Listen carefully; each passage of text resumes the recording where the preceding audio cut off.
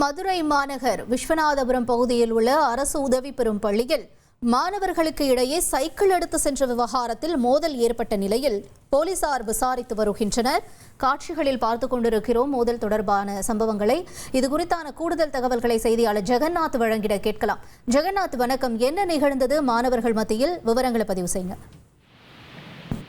வணக்கம். மதுரை மாநகர் விஸ்வநாதபுரம் பகுதியில அரசு உதவி பெறும் பள்ளி இருக்கிறது. குறிப்பாக இங்கு மாணவர்கள் கிட்டத்தட்ட ஒரு 1000க்கும் மேற்பட்ட மாணவர்கள் இந்த பள்ளியில் படிக்கிறார்கள்.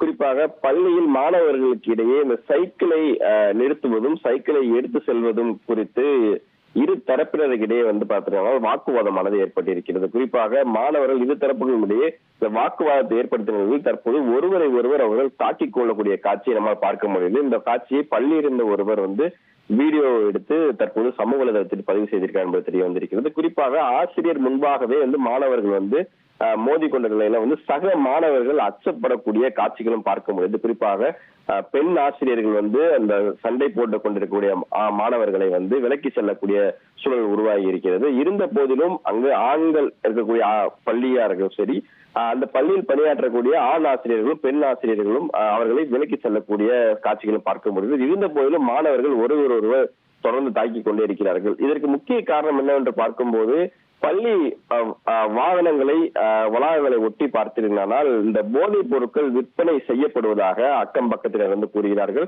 இதனால்தான் இந்த மோதல் ஏற்பட்டு இருக்குமோ என்ற அச்சம் தற்போது பெற்றோர்கள் மத்தியில் ஏற்பட்டிருக்கிறது. தற்போது இந்த சம்பவம் தொடர்பாக பார்த்திருந்தால் பல்லாகுளம் காவல்துறையினர் விசாரணை எடுத்துக் கொண்டிருக்கிறார் என்பது குறிப்பிடத்தக்கது.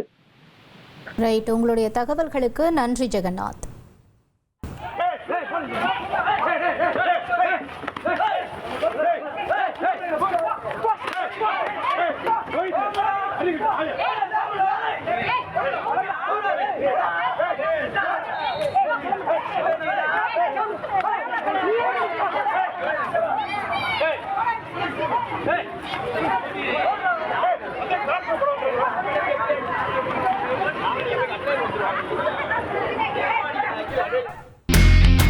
இனி செல்லும் இடமெல்லாம் செய்தி. தந்தை டிவியின் வாட்ஸ்அப் சேனலை ஃபாலோ பண்ணினா செல்ல இருக்கும் இடமெல்லாம் செய்தி.